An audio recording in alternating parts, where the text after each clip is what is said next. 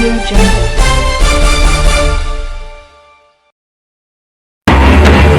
প্রথমে জানাবো খুলনায় আওয়ামী লীগ কার্যালয়ে পতাকা উত্তোলন, জয় বাংলা স্লোগান।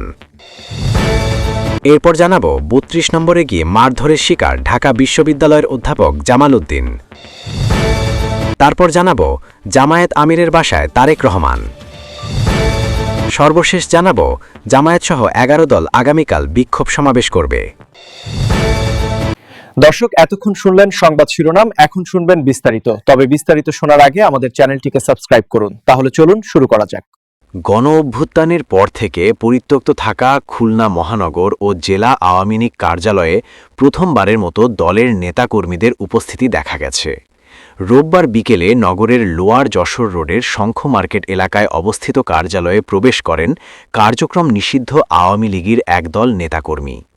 এই সময় তারা জাতীয় পতাকা উত্তোলন করে বঙ্গবন্ধু শেখ মুজিবুর রহমান ও ক্ষমতাচ্যুত প্রধানমন্ত্রী শেখ হাসিনার ছবিতে ফুলের মালা দেন এবং জয় বাংলা স্লোগান দেন।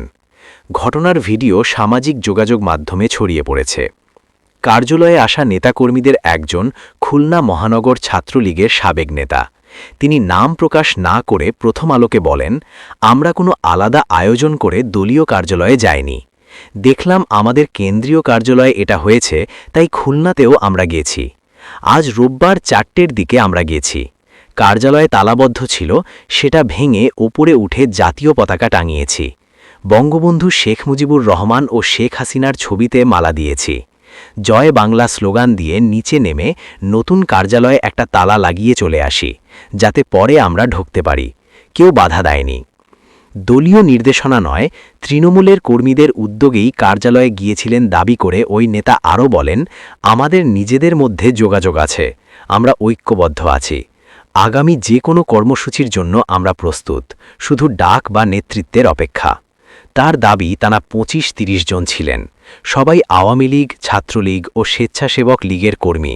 কোনো উল্লেখযোগ্য নেতা সেখানে ছিলেন না।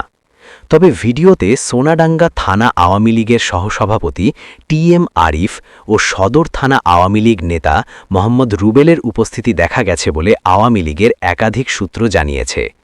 ভিডিওতে কার্যালয়ে আসা নেতাকর্মীদের বেশ উৎফুল্ল দেখা যায়। খুলনা সদর থানা আওয়ামী লীগের সভাপতি সাইফুল ইসলাম হোয়াটসঅ্যাপে প্রথম আলোকে বলেন, এতদিন একটি অবৈধ সরকার ছিল, মবের রাজত্ব চলছিল। আমাদের রাজনৈতিক অধিকার আছে, এখন একটি রাজনৈতিক সরকার ক্ষমতায় এসেছে। আমরা মনে করছি কার্যালয়ে যাওয়ার সুযোগ তৈরি হয়েছে। সে হিসেবেই আমাদের নেতাকর্মীরা আজ কার্যালয়ে গেছেন। আমাদের ওপর যে অবৈধ নিষেধাজ্ঞা ছিল, আমরা মনে করি নির্বাচিত সরকার একটি বড় রাজনৈতিক দল হিসেবে আমাদের রাজনীতি করার সুযোগ দেবে। সব মিলিয়ে আমরা আশা করছি শিগগিরই কার্যক্রম শুরু করতে পারব। ৫ অগস্ট ২০২৪ সালে শেখ হাসিনা সরকারের পতনের পর খুলনা মহানগর ও জেলার বিভিন্ন স্থানে আওয়ামী লীগের কার্যালয়গুলোতে হামলা ও ভাঙচুর চালানো হয়। এর একদিন আগে ৪ অগস্ট মহানগর ও জেলা আওয়ামী লীগ কার্যালয়ে বিক্ষোভকারীরা ভাঙচুর ও অগ্নিসংযোগ করেন। এরপর থেকে জেলা ও মহানগর আওয়ামী লীগ কার্যালয়ে কাউকে যেতে দেখা যায়নি। এদিকে এ ঘটনার পর সন্ধ্যায় বৈষম্য বিরোধী ছাত্র আন্দোলনের সাবেক নেতাদের নেতৃত্বে আওয়ামী লীগ কার্যালয়ে ভাঙচুর করা হয়। পাশাপাশি কাঠের দরজা ও কাগজপত্রে আগুন জ্বালিয়ে দেন তারা। রাজধানীর ধানমন্ডি ৩২ নম্বরে বঙ্গবন্ধুর বাড়িতে গিয়ে মারধরের শিকার হয়েছেন ঢাকা বিশ্ববিদ্যালয়ের সমাজবিজ্ঞান বিভাগের অধ্যাপক আ.ক.ম জামাল উদ্দিন সহ ৫ জন। আজ রোববার বিকেলে এ ঘটনা ঘটে।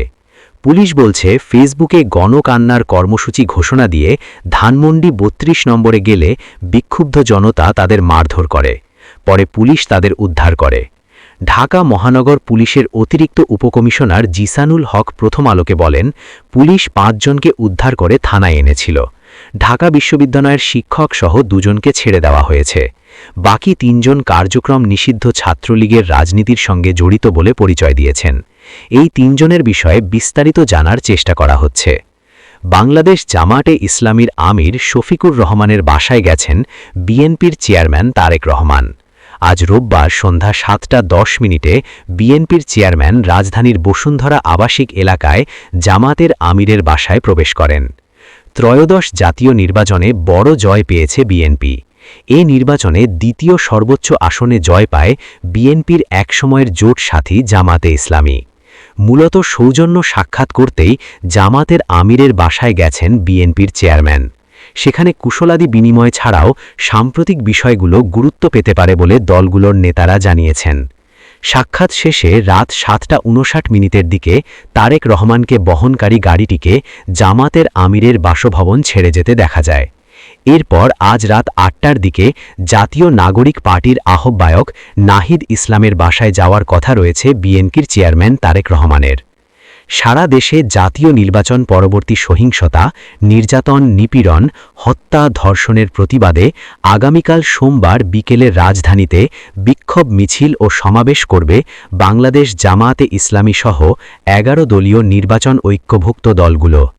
আগামীকাল বিকেল 4:30টায় জাতীয় মসজিদ বাইতুল মুকাররমের উত্তর গেটে এই বিক্ষোভ মিছিল ও সমাবেশ হবে। আজ রোববার বিকেলে জামায়াতে ইসলামের পক্ষ থেকে গণমাধ্যমে এক সংবাদ সংক্ষিপ্তিতে তথ্য দেওয়া হয়েছে। বিজ্ঞপ্তিতে বলা হয়েছে, বিক্ষোভ সমাবেশে জামায়াতে ইসলামের আমির শফিকুর রহমান সহ 11 দলীয় নির্বাচন ঐক্যের শীর্ষ নেতারা উপস্থিত থাকবেন। জানতে চাইলে জামায়াতের প্রচার ও মিডিয়া বিভাগের প্রধান এহসানুল মাহবুব জুবায়ের প্রথম আলোকে বলেন, নির্বাচন পরবর্তী হামলা, সহিংসতার বিরুদ্ধে 11 দলের পক্ষ থেকে এই বিক্ষোভ মিছিলের আয়োজন করা হয়েছে। এতে 11 দলের কেন্দ্রীয় নেতারা উপস্থিত থাকবেন।